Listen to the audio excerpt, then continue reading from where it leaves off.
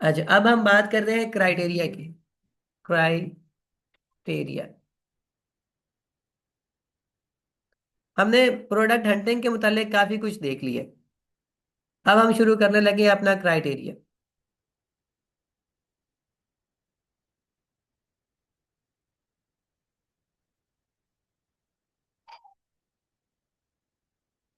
Product hunting का criteria. ठीक है, अब हर ये मैं कुछ पॉइंट्स आपको लिखवा रहा हूँ, वो आपने लिख लेने हैं। ये है यूएई की मार्केट के लिए प्रोडक्ट हंटिंग का क्राइटेरिया।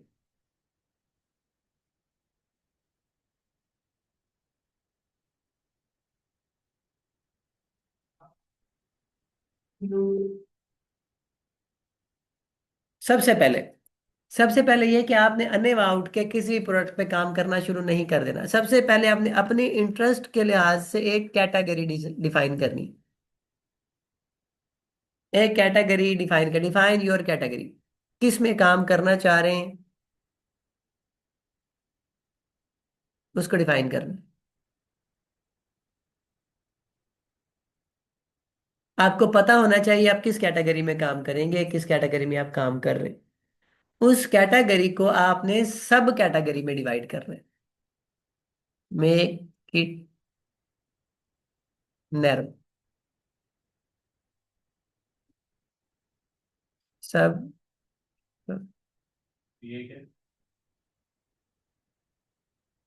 यार उसको नैरो डाउन करना है आपने। जैसे कल एग्जांपल के तौर पे बताया था कि आप जी फैशन पे काम करना चाह रहे हैं, कपड़ों पे काम करना चाह रहे हैं।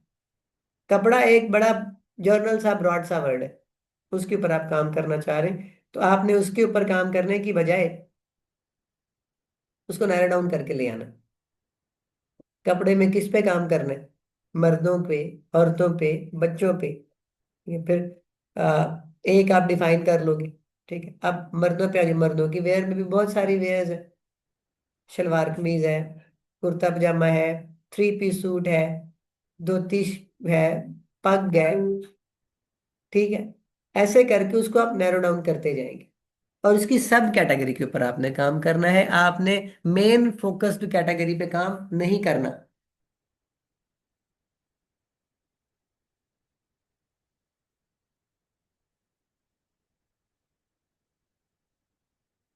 अब अगली बात यह है कि आप जो प्रोडक्ट बेचना चाह रहे हो उसका कंज्यूमिंग टाइम कितना है। कंज्यूमिंग टाइम मतलब यह है कि कोई बंदा उसको अगर खरीदेगा तो वो कितने अरसे बाद उसको चेंज कर लेगा। जिसका कंज्यूमिंग टाइम जितना कम होगा इतना ज्यादा आपको उसका प्रॉफिट होगा। एग्जाम्पल देता हूँ। हम में से कई लोगों के पास आईफोन होंगे और कई लोगों के पास एंड्रॉयड होंगे। ठीक है, आप खुद सोच लें कि अगर आईफोन आता है तो कितने अरसे बाद हम आईफोन चेंज करते हैं। हाँ, और हम अगर हमारे पास ये एंड्रॉयड फोन है 25-30 हजार रुपए का, क्या ये चेंज करना आसान होगा या एंड्रॉयड एप्पल का आईफोन चेंज करना आसान होगा? ये चेंज आसान। इसकी कंज्यूमिंग टाइमिंग कम है। उसको अमूमन लोग फोन नहीं बदलते, 4-4 5-5 6-6 साल वो इसको इस्तेमाल करते। लेकिन इसी के अगेंस्ट अगर रेजर है ठीक है, सेफ्टी है, रेजर है, उसका कंज्यूमिंग टाइम थोड़ा है। वो बंदे की जरूरत है, बार बार इस्तेमाल करेंगे बार बार, तो जिसका जितना कंज्यूमिंग टाइम कम होगा इतना आपको वो प्रॉफिटेबल और स्केल अप करने में आपको हेल्प मिलेगी। अच्छा, आगे है वो सीजनल ना हो।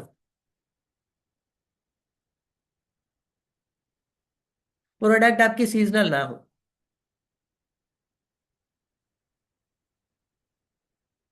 और अगर सीजनल हो भी तो कम से कम वो प्रोडक्ट आपकी कुछ टाइम निकाल के जाए। ऐसा ना हो कि जी वो महीना शुरू नहीं हुआ और खत्म भी होगी। क्योंकि प्रोडक्ट हंटिंग के बाद जब आप इसको टेस्टिंग पे लगाएंगे तो जाहिर है आपका पैसा लगेगा। आपने कोशिश करनी है कि आप कम से कम इतनी लंबी प्रोडक्ट हो आपके पास जिसका इसे कहते हैं लाइफ लाइफ स्पैम उस प्रोडक्ट वो ज्यादा हो, ताकि आप उस सीजन के अंदर एटलीस्ट उसमें से अपना प्रॉफिट निकाल के एग्जिट हो जाए। फिर आप अगले सीजन के लिए नई प्रोडक्ट ढूंढें, लेकिन एटलीस्ट वो आपकी 4-6 महीने चलने वाली हो। अच्छा जी, डिमांड और सप्लाई।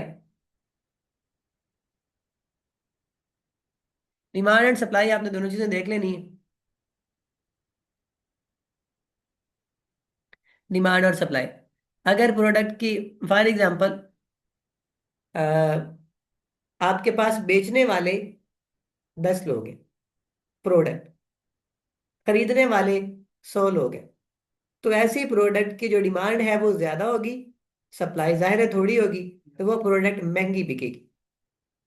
ऐसा ही है ना?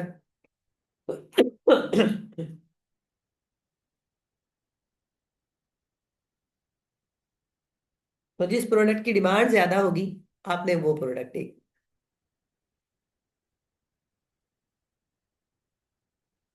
इसी के अगेंस्ट अगर बेचने वाले 100 हैं और खरीदार 10 है, तो बेचने वाले को कोई फायदा नहीं उसमें हो रहा, वो बस उससे जान छुड़ा रहा है।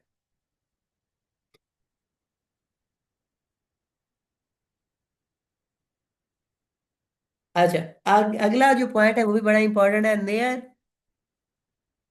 Future trend. Near future trend में वो हो। अब फर्ज करें आप ईद, कुर्बानी करीब है एग्जाम्पल के तौर पर, कुर्बानी करीब है, और आप कुर्बानी से हफ्ता पहले आप जी छुरियां और वो तेज करने के लगा देते हैं। बेशक वो उस टाइम पे यूज होने वाली प्रोडक्ट है, लेकिन हमें अच्छी तरह पता है कि कुर्बानी बड़े किसी भी इवेंट से हफ्ता 10 दिन पहले डिलीवरी ही बंद हो जाती है।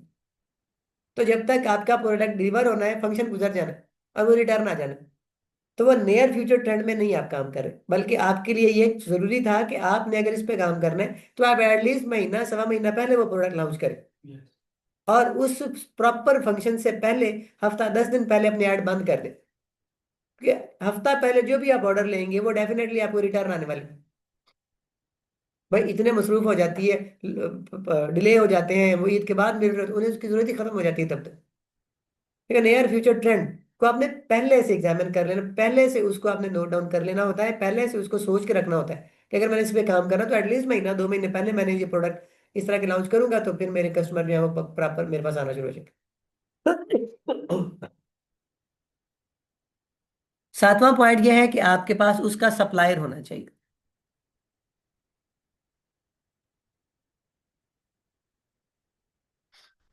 सप्लायर कौन है? सीजी ड्रॉपशिपिंग सप्लायर है, गल्फ ड्रॉपशिपिंग सप्लायर है, तिजारत सप्लायर है, सीओडी ड्रॉपशिपिंग सप्लायर है, नहीं शॉपिफाई सप्लायर नहीं। प्लेटफॉर्म, जो प्लेटफॉर्म आपको इतने ज्यादा मैंने करवाए थे, लिखवाए थे सारे, वो एज ए सप्लायर आपने यूज करने। प्रोडक्ट आपने ढूंढ लिया, अब आपने ये देखना है कि उन चारों पांचों 6 के 6 से प्रोडक्ट सबसे सस्ती कौन सी, कौन सा बंदा आपको दे रहा है।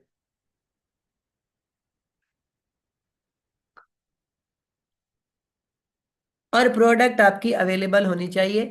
अगर आप 8, 10, 15, 100, 200 ऑर्डर ले रहे हैं, प्रोडक्ट की अवेलेबिलिटी भी आपको चेक करनी चाहिए। उसके बाद प्रॉब्लम, कोई प्रॉब्लम सॉल्व कर रही हो,